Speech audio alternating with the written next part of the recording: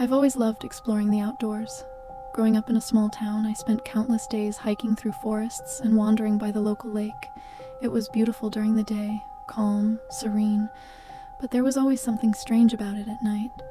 The older folks in town would tell stories, whispers in the water, figures moving just beneath the surface. Of course, I never believed any of it. That is, until last week. It was a humid summer evening, the kind where the air feels heavy against your skin. I'd been restless, so I decided to take a walk down to the lake, something I hadn't done in years. The path was quiet, the crickets loud enough to drown out my thoughts. As I reached the shore, the moonlight reflected off the still water, painting the scene in silvery light.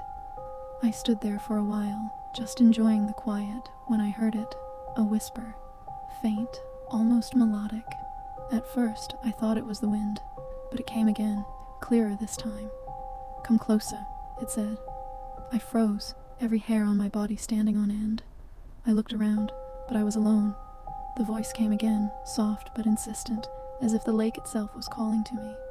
My feet moved on their own, bringing me closer to the edge. That's when I saw it, a ripple in the water, even though the surface had been completely still moments before. I leaned forward, peering into the dark depths, and that's when I saw the face. Pale, hollow-eyed, and staring straight at me. Its features were distorted, almost human, but wrong. And then, before I could react, a hand shot out of the water. It was skeletal, dripping wet, and colder than anything I'd ever felt. It wrapped around my wrist with an inhuman strength, pulling me toward the water.